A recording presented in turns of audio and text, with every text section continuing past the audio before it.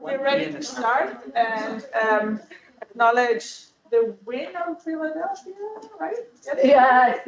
In the Super Bowl, all of you. You all do brain research, so maybe football is a bit more complicated topic.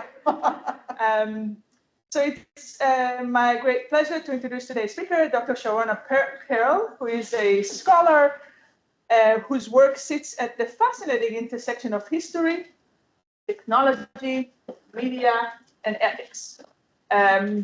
Dr. Pearl completed her undergraduate study at York University and earned PhD in History of Science from Harvard University. She held faculty position at University of Pennsylvania and Drexel University prior to being appointed as the inaugural Andrews Chair of Interdisciplinary Studies at Texas Christian University's John V. Roach Honors College just this year in 2024. She has explored a lot of really interesting topics in several monographs, I think it's a word for books, and many other publications.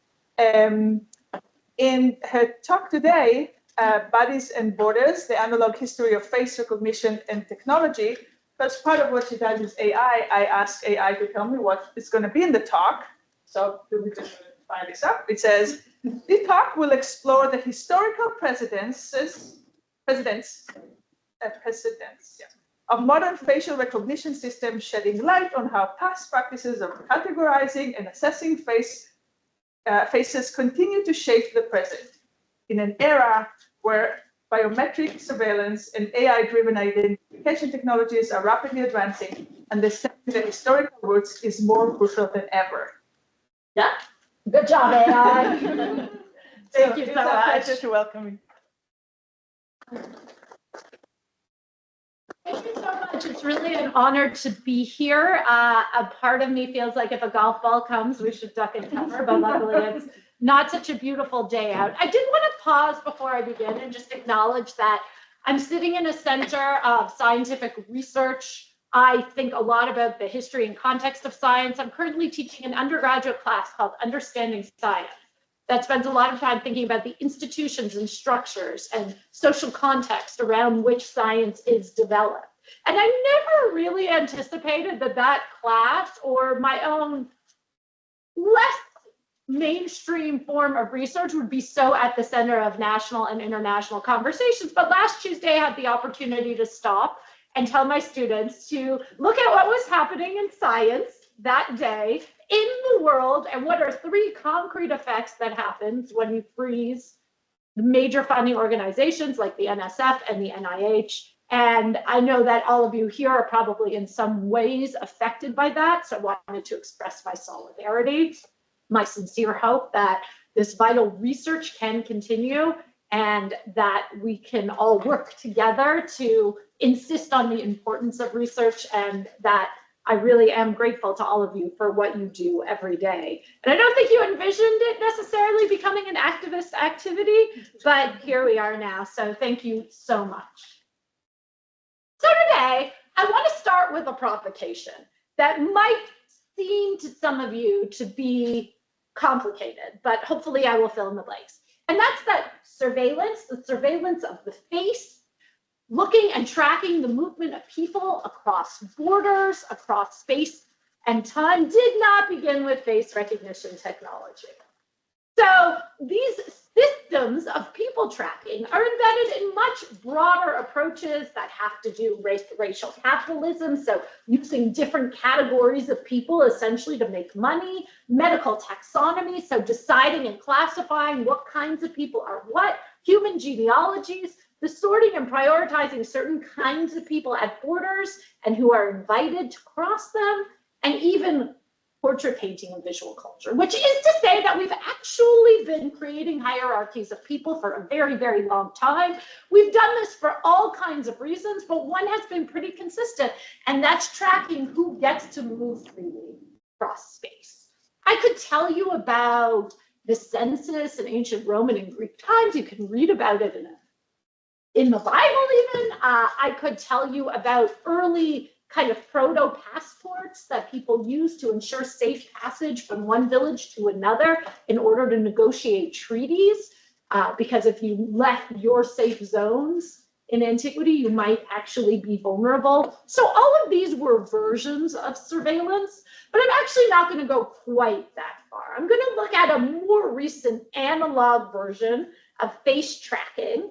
And in order to do so, we're going to turn into one of the most surveilled spaces of all time, and that's Checkpoint Charlie, which is the checkpoint between East and West Germany. It was the most passaged through space because people who were allowed to cross it were not just the citizens of both sides of the world, but also the Allied soldiers and US soldiers. So it actually saw the most traffic. But I also want to insist that face recognition technology, surveillance, is a system of computing.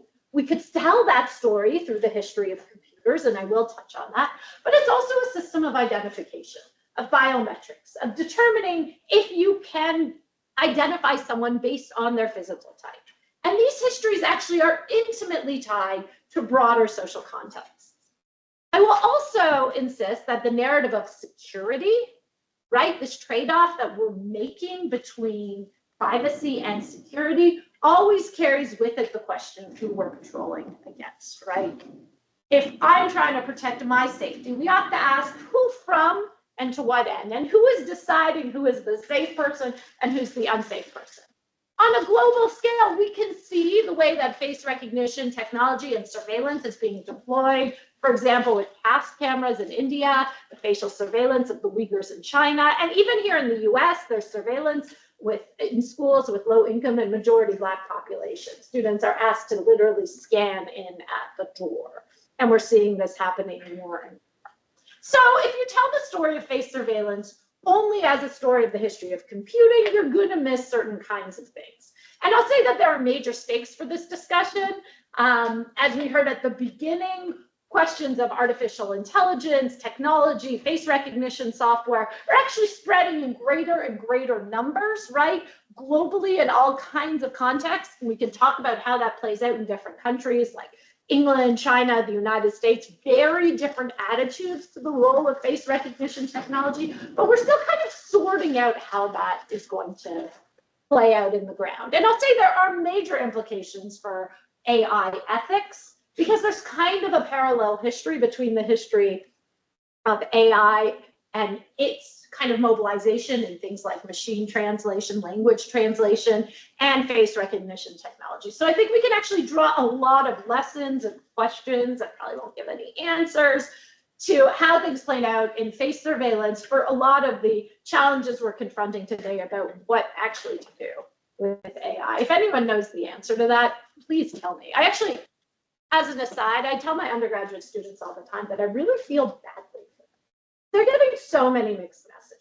They're the classes where they're told, if you use AI, it's generative AI, it's completely cheating, you're going to fail, it's plagiarism. And then other classes, the teachers are like, so let's learn how to effectively use AI. And listen, students are great. They can figure out how to use it in one class and not to use it in the other. But it does raise deep ethical questions that we're not really giving them answers to, right? How can it simultaneously be both plagiarism and the grossest abuses of academic integrity and also a thing that we're training you how to use effectively? We need to sort that out. But as I said, it's not the question of face recognition technology has deep and powerful roots in the history of surveillance. So we're going to turn to Checkpoint Charlie, and in particular, we're going to learn the story of the head border guard, Peter Bachmann, who essentially invented face recognition testing just as much as the prosopagnosia or face blindness researchers did in the historical record. So this is another provocation. In science, we talk a lot about invention and the scientific process, but you all know, science is incredibly collaborative. It is extremely rare for someone to have a great discovery in and of itself. These are the results of a lot of work, a lot of labor, a lot of collective and collaborative thinking.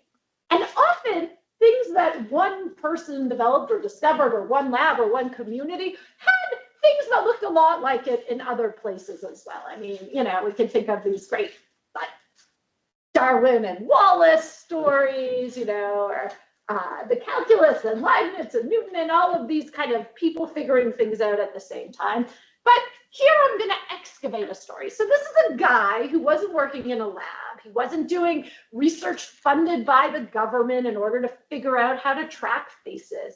He was a guy sitting in a little room on a border, right? And he was pissed because he was a complete apparatchik. He was committed to the Stasi, which was a really, really repressive regime in East Germany, and he did not like how porous that border was. People got across all the time, despite how much protection there was. So, and how did people sneak across borders?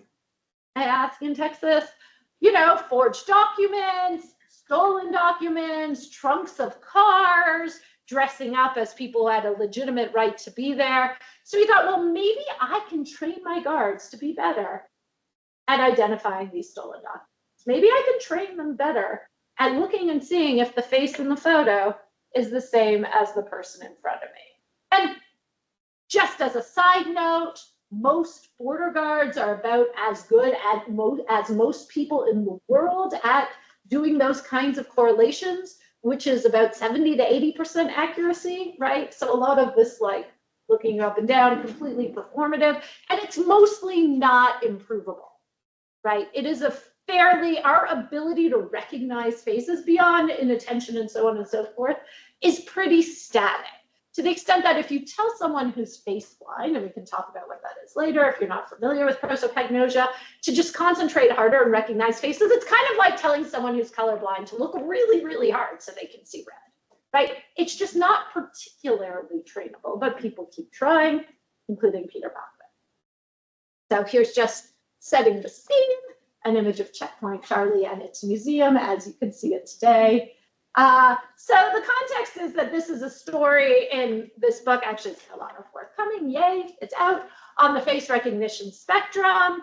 It's a history of diagnoses that looks at what I call spectrum thinking and how the extremes of a spectrum become sticky, right? So the idea of a spectrum is actually that it's supposed to be pretty fluid, right? That's the case in gender sexuality studies. People are supposed to be able to move across it. But actually in medical diagnostic research contexts, you get pretty fixed at where you land when you're diagnosed. So, and usually when it comes to spectrums, we have a good end and a bad end, right? Or the thing that's supposed to be generative and useful and the thing that's not.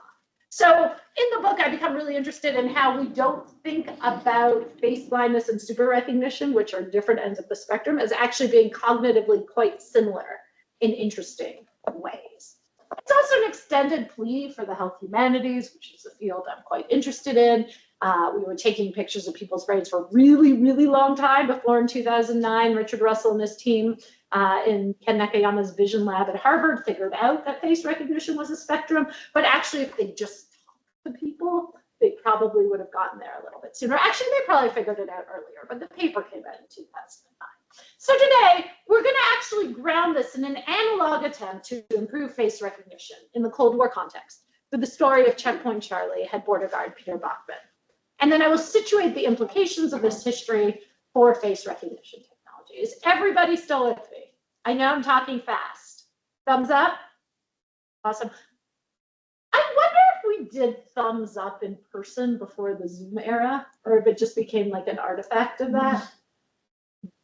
So the key arguments I've already sketched out for you. The history of biometric monitoring is intertwined with the history of surveillance. There's a long history to sorting people. And we're going to see how Peter Bachman's analog attempts to improve face recognition were also attempts to surveil people more effectively, right? So you can't actually separate out the goals of the research from the research itself. And this is a thing that people in my line of work, historians of science, historians of technology, really try to drive home. That one of the reasons we think about the history of something like technology is that the spaces and ways and motivations for its development actually do have an impact on the thing itself, right?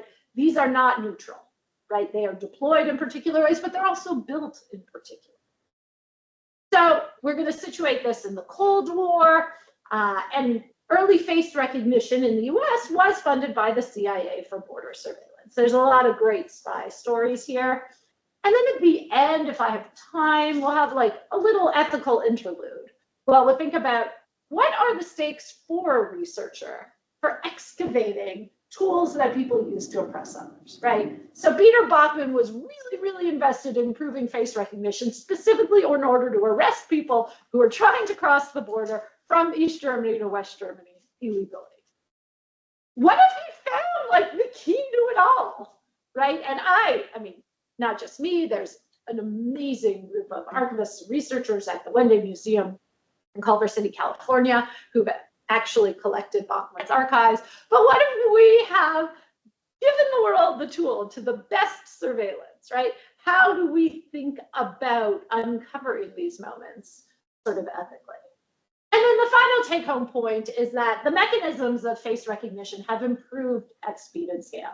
Face recognition technology is really good at what it does and got significantly better with the introduction of face scraping technology, so tagging on Facebook, but then a company called Clearview AI that is enormously good at identifying faces, also that changed the framework dramatically because instead of the database of faces against which all our faces being compared was a couple hundred thousand, it's now over 9 billion. So it actually works pretty well now. All of those stories of false positives, which were epic and horrific, and people being arrested, and really disproportionately people of color because there just weren't a lot of them in the database in the first place, has tailed off significantly. So should we think, well, then problem solved, right? Or should we think actually there's even more serious concerns for our privacy now that it can be invaded so effectively?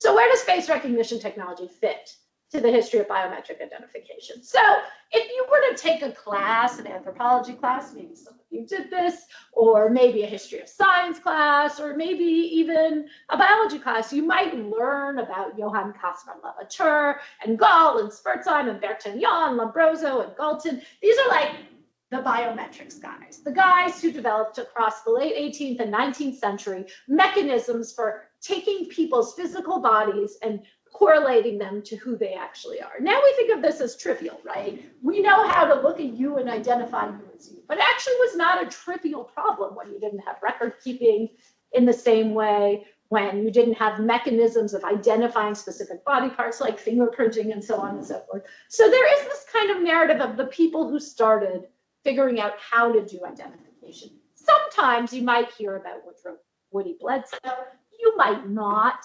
All right, he was a researcher that we're going to hear a little bit about, who really developed the first kind of computer mechanisms for face recognition technology, funded, of course, by the CIA. You almost certainly will not hear about the guy we're going to talk about today, Peter Bachman, and then we get to face recognition technology. So all these histories have a lot of gaps, right? And again, if you were hearing about these stories, you might hear, okay, Galton, the phrenology, bumps in the head guy, right? Who was also really interested in the census, figuring out eugenics, how can we kind of increase the strength of the British elites by having them selectively reproduce with only some people, and the other side of that is not allowing people who shouldn't think should reproduce to not reproduce through forcible sterilizations and so on and so forth, massively racist project. So Galton, eugenics, and then Nazis, and then face recognition, right? So we stopped doing eugenics because it was bad, because we saw it from the Nazis, never mind the United States practicing it, forcibly sterilizing people in women's prisons through the 2000s. ICE still doing it, sorry, it's true. So actually these are still very, very live issues and really big gaps in these systems. So this was an imperfect system. It was a system that could be improved, and Peter Bachman wanted to improve it. So, as I said, it is one of the kind of central claims that the origins of systems are built into them. Face recognition technology was originally part of Cold War surveillance efforts and attempts to mimic the workings of the human brain. So some of you might be familiar with these moments in the history of computer science where folks said, we don't actually know how the brain does this really interesting, complicated thing, like face recognition or translation, right? These are interesting problems in neuroscience. So let's program computers to do it, study the computers, and then figure out how the human brain works. As a project, not real successful, right? Because process and product do not equal the same thing. Just because in the end, the machines were recognizing faces or translating stuff. It doesn't mean they were doing it in the same way, because essentially what computers do is just, and this is the brilliance of programmers, how to take these complicated problems, turn them into heuristics and essentially kind of binary data problems, which isn't what the human brain does. So Woody Bledsoe formulated early face recognition technology in 1959. It was a system that recognized alphanumeric characters. This kind of later evolved to photographs of faces, and his starting database was 400 white men, which, yes, that should surprise exactly no one. So different people who participated in these developments, I just want to note their names. Of course, there are a lot more. Takeo Kanade developed automated recognition and an extraction process. And face recognition technology was launched at a mass scale during Super Bowl 2001. I have no idea if you're going to ask who played in that game. I guess I could know at this point, but some of you probably know. It identified 19 people in the crowd alleged to have outstanding warrants. In that sense, maybe it was quite successful. It actually resulted in 0 arrests. It is now ubiquitous in commercial and geopolitical contexts. How many of you looked at your face to unlock your phone today? How many have had your faces scanned as you tried to cross the border in a plane? How many of you have had your faces scanned, maybe without even knowing it, while you're shopping, banking, trying to get packages delivered at sporting events and concerts? Interestingly, a lot of places like sporting events and concerts also employ human super recognizers. So we can talk about that Q&A. So the early Bledsoe model had major limitations. The scale and speed were slow and sluggish because you couldn't actually learn about the workings of the human brain because they were doing very different things. So that as a goal was not effective, although it produced really interesting science. Much of the AI funding through the 1970s was predicated on this learn the brain model. So Sandy Pentland at MIT shifted away from this model and kind of offered the provocation that machines work best when they're programmed to solve problems, right? So there was a lot of really fascinating work redeveloping how face recognition technology worked. There was a major breakthrough in the 1990s using eigenequations, which I actually had to learn a little bit about in order to kind of think about these problems, which actually really developed major innovations in how to map the face and how to turn the face into a series of data points that got ever more specific, right? So essentially, the quickest and dirtiest way to talk about how face recognition technology works now is it will capture a series of data points, and the more granular they can get, the more unique they are going to be to any given individual, and they will compare these two faces in the database. So this depends both on how many faces you have in the database and how granular the data they can get of you is. Because if they can't get enough to be specific to you, you're going to get matches with a bunch of different folks. And again, while I maybe will never get that time in my life back where I sat down and learned all about eigenequations, I do think it is valuable. Well, I don't think that historians of science necessarily have to know all the science that we study intimately. There's this term, the black box, that some of you may be familiar with an airplane. It tracks the flight path of an airplane, and if an airplane crashes, you want to know what happened, you have to open up the black box, right? So we talk about unblackboxing problems. So taking things that are deliberately complicated and obscure and trying to figure out what's going on. There's a lot of magic attached to technology. Like we think it's really, really magical and powerful. All the kind of concern that the machines, the AI is going to take over, it can lie now, which is true. So it is valuable to actually understand what it can do, which is quite a lot, and what it can't do, which is also quite a lot. So who is this Peter Bachmann person? He started at the Stasi in 1964, a young ideologue getting his job. He was promoted through the ranks, and he was the chief border guard at Checkpoint Charlie from 1975 to 1981. Many people passed through, and he wanted to improve the system. So he conducted years of research and training on improving face recognition. And as I will show you, a lot of what he developed looks a lot like the super recognition and face blindness tests administered today, which is really, really interesting. It's really interesting to think about all of this research that doesn't enter the official story and where it goes and what it looks like and what science gets picked up and what doesn't. Now, what is also interesting is how we learned about Peter Bachman at all. So when Checkpoint Charlie closed, 1990, Bachman figured out what was going to happen.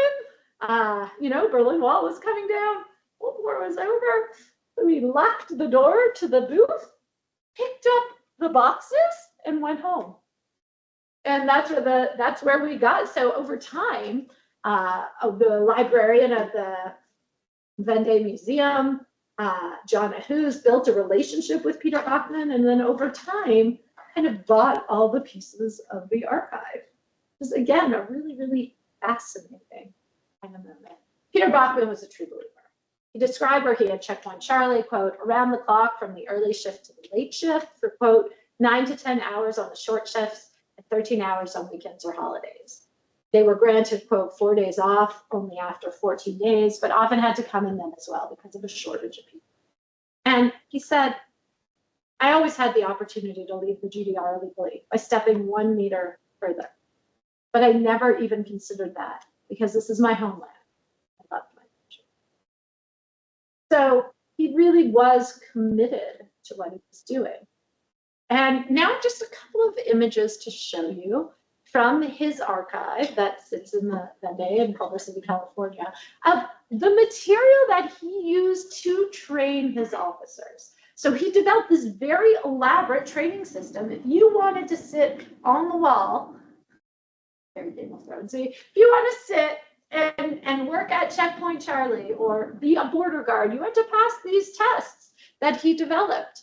And a lot of these tests are designed around figuring out the various proportions of people's faces, right? So here's a profile, different hairlines and how those can affect your recognition, different kinds of eyes and eyebrows, kind of like somewhat standard stuff, actually, when you break down faces. But he was developing this, he was seeing different materials, different artwork, different science, but he wasn't like sitting in a lab or connected to a university.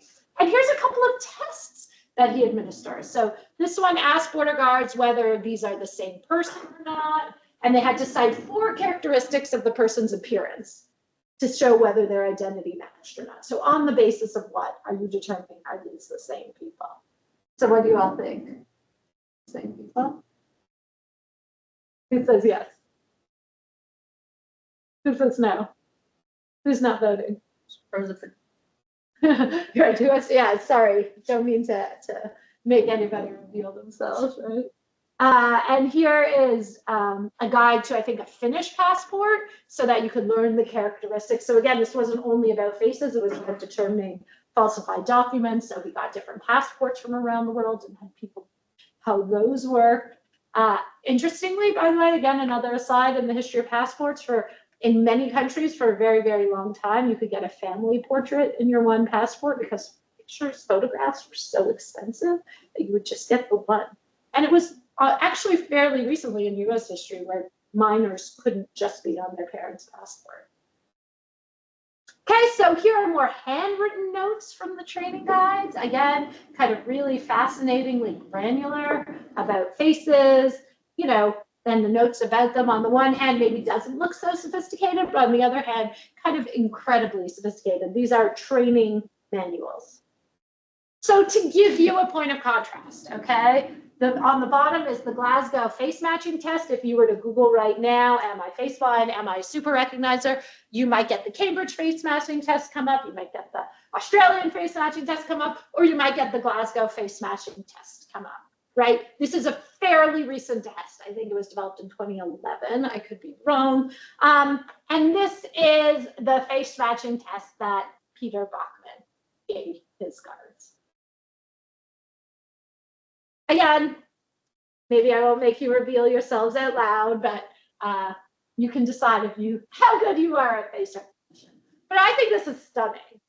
I think this is a stunning illustration of the long and analog history of stories. Because some of you did seem to be interested a little bit, a little fun and games for us. One of the really common tests for whether you're a super recognizer is the before we were famous test. So super recognizers probably are about 1 to 2% of the population. It's a spectrum, so it's predetermined. Those are the people who are the most effective at recognizing faces. We can talk about what that means afterwards, but one of the tests that they are commonly given is the before they were famous test. Who's number 1? George Clooney. Number 2? Number 3, Barbra Streisand. Number 4, Vince Vaughn. Number 5, Avril Lavigne. Number 6, he was in a commercial last night. Ford. Number 7, who? Michael J. Fox. And then number 8 is Bruce Willis. I like to do this test partly because it's fun, but also because I think it is another kind of stunning illustration about how the pursuit of science is deeply intertwined with culture. Because, of course, you might have done really well on this because you're very, very good at face recognition. You might have done poorly on it because you're bad at face recognition, or because you have no idea who these people are, right? So it's kind of a good test, but what is it actually testing, right? And this is actually relevant in the way that a lot of these tests get developed. Some of you are probably familiar with the other race effect or the cross race effect, right? Which is not racism with an acronym. It is this well-documented phenomenon that we are more effective and have far greater capability to distinguish between faces to which we have had a lot of exposure, right? Specifically along race and ethnic lines. So if your face recognition tests only have people of one race, then and you present them to a community of people who don't have familiarity with that race, you are going to get worse results. But of course, the initial tests all had people, mind you. Oh, no, I have to go, so never mind. But all basically people. Okay, so now that we have kind of learned a little bit about Peter Baughman and the work that he does, do you want to pause and think about what it means to excavate research designed to impress? So the bioethicist Art Kaplan is actually giving a talk in Houston with me in about a month, would say that ethics is method, right? That if you have flawed ethics, then you fundamentally have a flawed methodology, and thus your materials cannot be used, right? So for example, and this is the example that he deals with, the hypothermia experiments that Nazis conducted during World War II, where they tested to see what people's reactions were to extreme cold. One could certainly imagine a way in which that would be useful operationally for military context, research context. What are the ethics of using those data, right? Even though they came by and came to us under the most horrific circumstances, right? Ought we to be validating the research of these deeply corrupt scientists? Ought we to be doing this with the torture of human beings?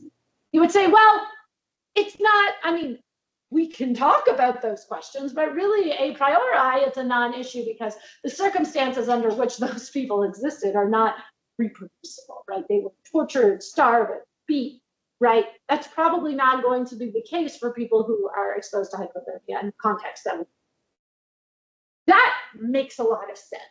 And in that case, I think that is very, very true.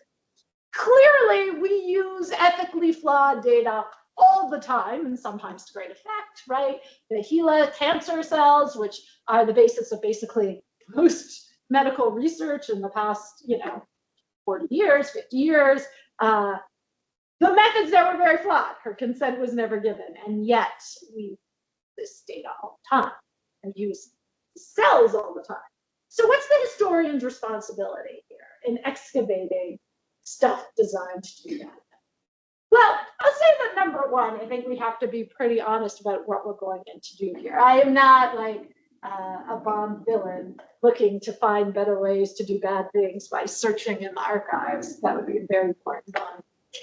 I want to do precisely what I said I want to do, which is show that the continuity, there are strong continuities in the practice of surveillance and highlight the ways in which this can be used and always has been. But I also want to say that the notion that in doing historical research, we might excavate secrets that were best remained hidden is a really, really good way to make sure that only the official story, right? So yes, we never know what we're going to find. You never know what you're going to find. That's one of the things about research. So I think a lot of the ethics guidelines are there to actually help guide us in what it is we do with what we find, right? Because once we start saying, well, you can, I didn't actually put this as relevant as this, but once we start saying you can pursue this kind of research, but not that kind of research, because that kind of research is motivated by this kind of thing, or that kind of thing, right? Then we are doing only the research that those in power want us to do. And that also is deeply. So I think a better system is one which apply the ethics to the process, but not the questions themselves.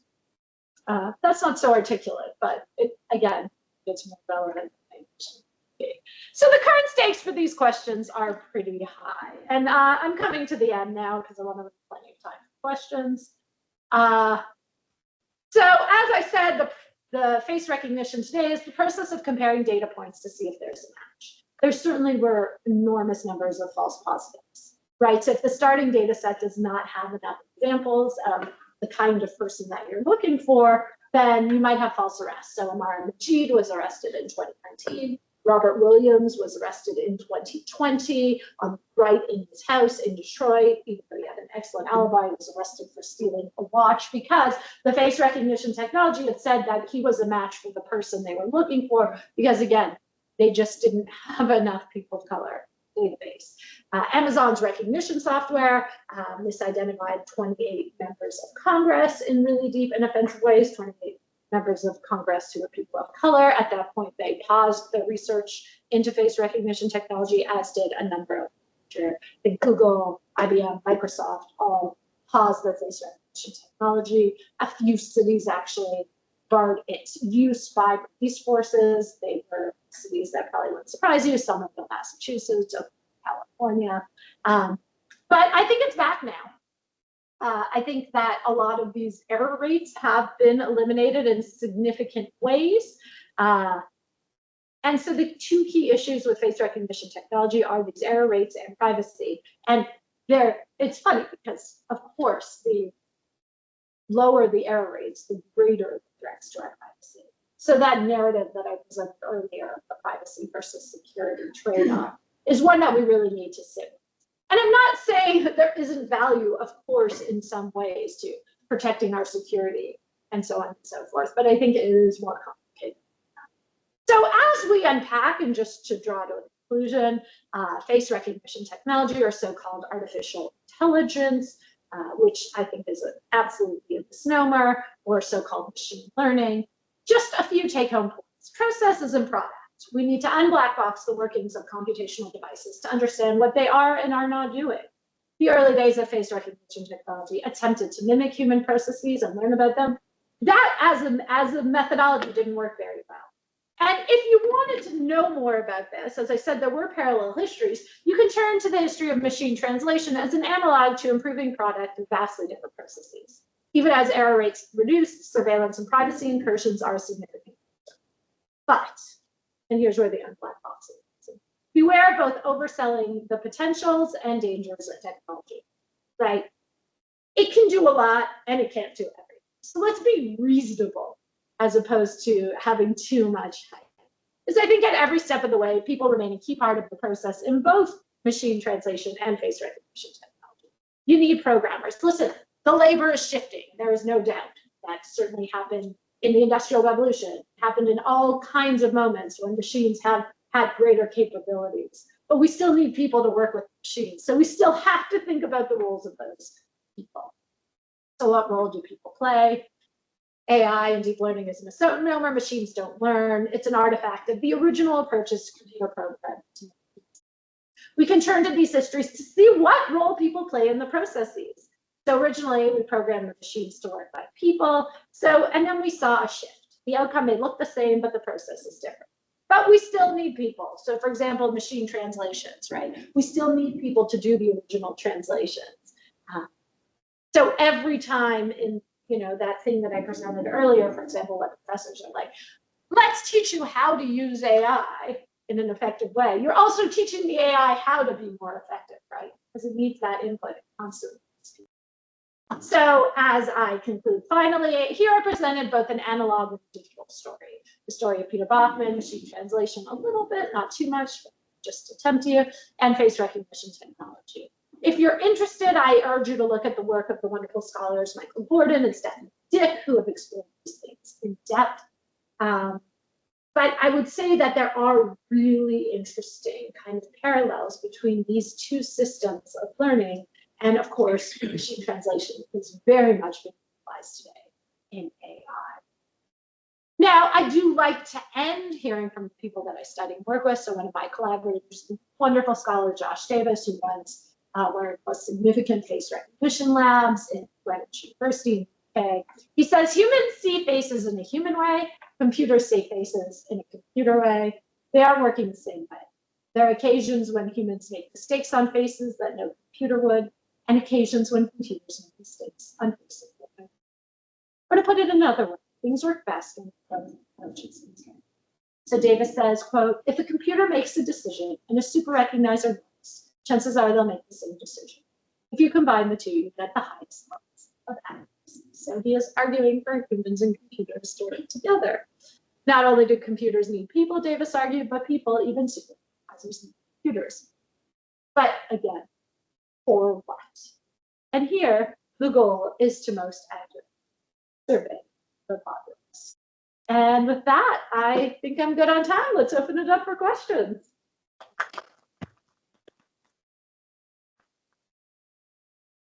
Thank you very much. I think that all of our brains are kind of like wrapping themselves around questions. I can give you fun face recognition tests. Promise you. Oh.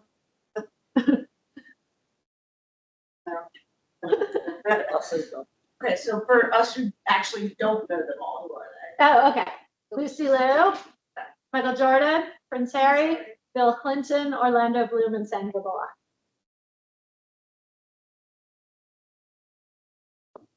This is part of, so it's really hard to understand what face blindness is like, right? It's a deep tacit knowledge if you have the ability to mostly recognize faces. It's not like you're looking in the room, everyone has a blob around their face. So there's a series of these things that they come up with to try to let you know what it's like to know that it's a person, but not to know what specific person. So here's one I like. If I put this Lego in front of you, right? I asked you to remember the Lego, okay? And I took it away. Would you be able to accurately, you might even know the colors of the Lego. You might even understand that some are stacked one on top of the other, but to be able to then reproduce kind of which Lego is which is really, really difficult. So for face blind folks, it's a little like that. Like, I know there's eyes, I know there's nose, I know there's a mouth, but which specific eyes, nose, and mouth, it's kind of like trying to tell the difference between, all these people. Also, like, Hollywood makes it particularly different. There's intense pressure to say.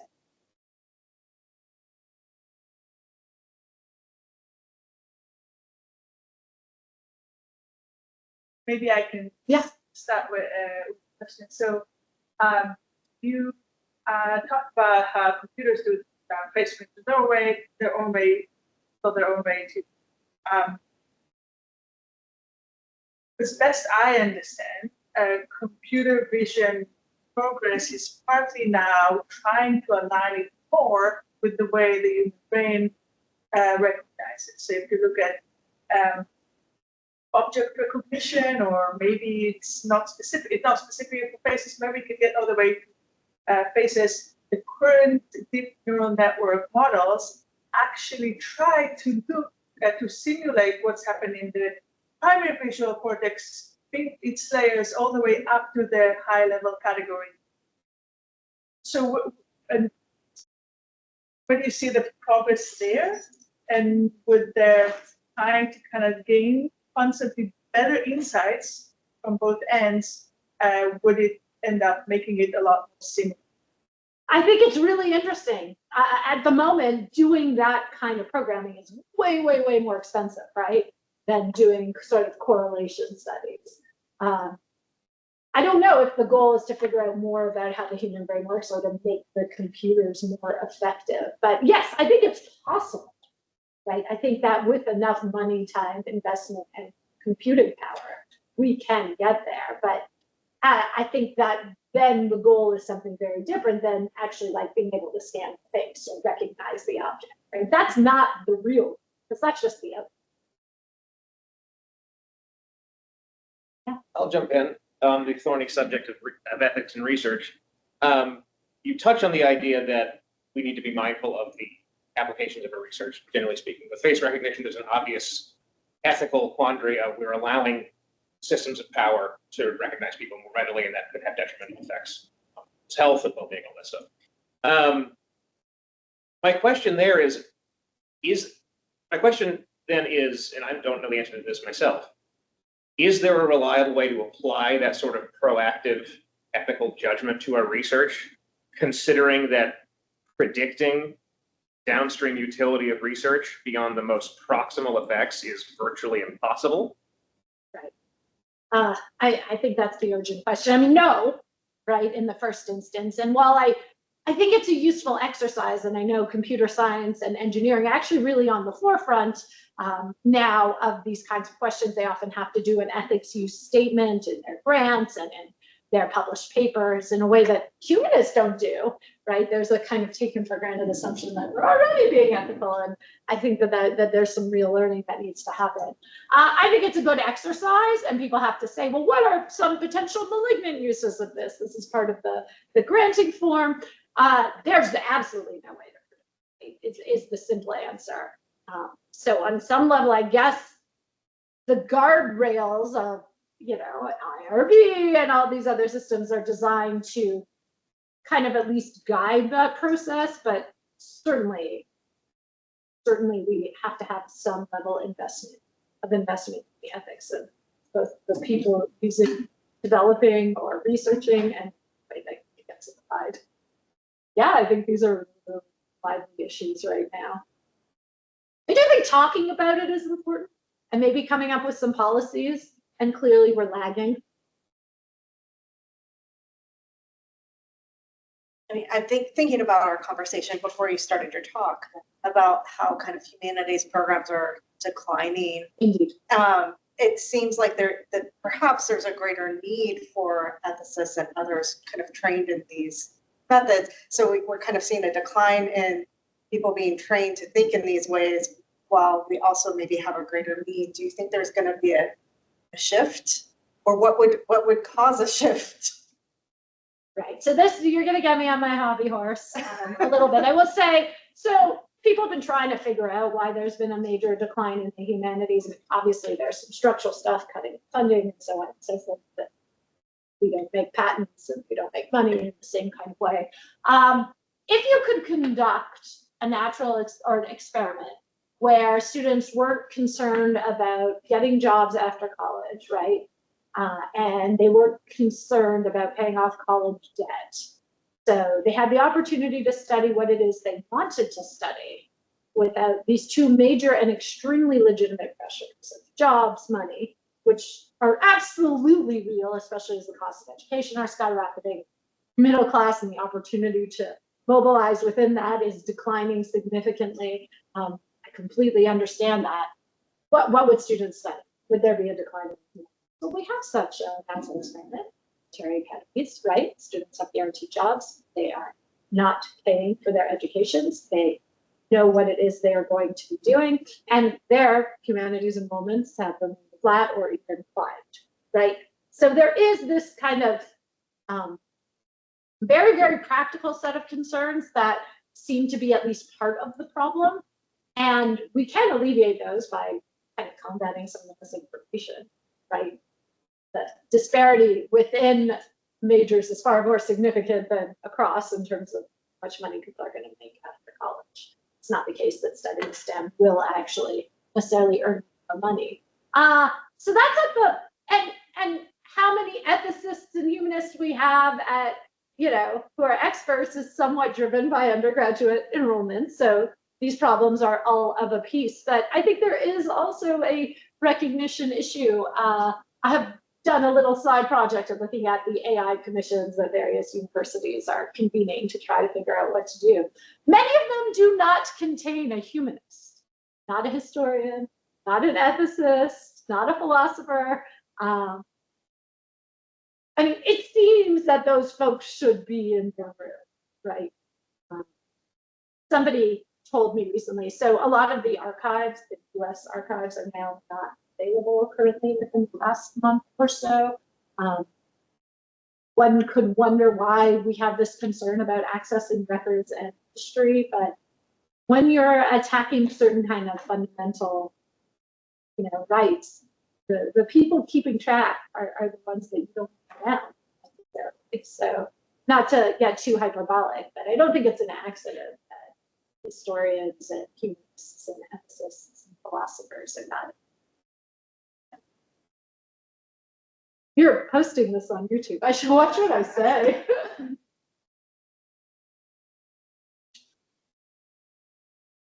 Camila, do we have questions online? We have 3 questions, actually. So I'm going to go ahead and read the first one. Yes. How can we avoid current U.S. administration's overzealous identification of deportees being extended to the rest of us with manipulation of advanced AI tools? We can't. No. I mean, we can't. And indeed, we have all bought into this system already, right? I'm an immigrant to this country. For a long time, I resisted getting TSA PreCheck, which is a phenomenal tool that is also like a great example of how people who have money just have an easier time of things. I was like, I don't want to give them all my data, all my information, but it was really dumb of me because to become to immigrate to this country, even to come on a student visa, I had to turn over all of my biometrics, right? My fingerprints, my retinal scans, all of my basic information, and that gets updated pretty regularly. Very, very few of us have not already given our information quite willingly, even with the scanning of our iPhones and our Ring doorbells. But the government certainly possesses this already and is already absolutely tracking us. Maybe not to the same extent as you find in England, which until recently had 50% of the world's closed-circuit television cameras, which is not how we think of England. London was the most surveilled city in the world until China developed a very, very sophisticated surveillance system. So an interesting thing in the US is we're pretty resistant to government uses of our data. Like we wouldn't be comfortable with the kind of widespread blanketing of cameras that they have in London, but we're really, really comfortable with commercial interests using them. So if you watch Law and Order in the US, they're also calling up the CCTV, but it's always from the 7-Eleven, right? The cameras are everywhere. The governments have access to it. If you ever want to leave the country or cross the border or get a passport, they have all of our data and they are already using it. And that's not even to do, I mean, the past administrations were doing it as well. Sorry. All right. Thank you. So the next question is the following. I'm interested in studying superrecognizers. You mentioned that prosopagnosia and superrecognizers are ends of the same spectrum. While we know there is neurological reason for prosopagnosia, there isn't much evidence that shows why superrecognizers show superior abilities. So is it reasonable to call them other end of the spectrum? That's a great question. And I think that gets also at how we do science and why we do science. So when I was talking about this kind of spectrum thinking, we study the reasons and mechanisms behind deficits a lot more quickly than we'll study the reasons behind what we wouldn't call deficits. So a lot of the research on super recognition has been focused on abilities and impacts. They're starting now, and there's great researchers, like I said, Josh Davis and a bunch of other folks, who are starting now to look at what is happening in the level of the brain with super recognition. But you don't want to fix it in the same way that you want to fix face blindness or prosopagnosia. So that research is lagging. Is it fair to call it a spectrum? It's a complicated question. So I'll say that until kind of there was this identification through a paper in 2009, but it probably started in 2006, of super recognition. So I just thought of prosopagnosia or face blindness as something that you either had or didn't to varying and lesser degrees, and then the rest of us could recognize faces, right? So some people just had this kind of diversity in their brains, and then the rest of us were able to do it. So it was when they figured out that some people could do it like significantly better than others that this idea of a spectrum was born. It's not neat. I mean, it's definitional, right? So you can make it distributed however you like. There's a really, really fat tail because there's a bunch of ways to be bad at recognizing faces that are actually not about prosopagnosia per se. And then there's a bunch of ways to be good at recognizing faces that are more about memory than they are about recognition. So it's not really neat in the same way. And for face recognition in particular, we do just need a ton more research. I will say that when I call the folks up who are studying this, they'll be like, I have 7 papers in the pipeline right now. Like, this has been sort of an extremely rapid pace of development and research. But is it fair to call it a spectrum? I mean, listen, the people who are working in police forces are not really the top 1 to 2%. They're really the top 1 to 2% of the top 1 to 2%. It's just a tiny, tiny number of people have the abilities that are really, really, really useful. But for now, we'll just call it a spectrum because most of us mostly can do it most of the time. Thank you. And the final question is the following. How do cosmetics alter face recognition accuracy? So not from the computers, almost not at all. So there are, like, if you go on YouTube and you want to commit an act of civil disobedience or a crime and you want to befuddle the face recognition technology, there are a bunch of tutorials about kinds of makeup that you can do, dazzle camouflage, all kinds of mechanisms that you can do to confuse the cameras. Frankly, they don't work very well at all. And indeed, I became interested in this question recently and started to look at what cosmetic surgery does to face recognition technology. So not even at the level of cosmetics, but actually fundamentally getting surgical interventions. And even those mostly now cannot particularly befuddle the face recognition technology unless you get the kind of surgeries that really alter the distribution of features on your face. So fundamentally change the mapping of your face, which is brow surgery, chin surgery, most commonly done in feminization, gender feminization surgeries. Most of the cosmetic surgeries, I shouldn't say, most of the plastic surgeries on the face that people get, eye lifts, nose jobs, really keep the rest of the distribution of our features pretty constant. So most makeup really isn't going to negatively affect or isn't really going to limit face recognition technology. Even surgeries mostly won't do it now. So the best thing to do is actually to just, if anyone's looking for tips, cover your entire face, including your ears, because your ears are also quite distinct to you. Thank you. Great. With this, let us all thank Sharrona for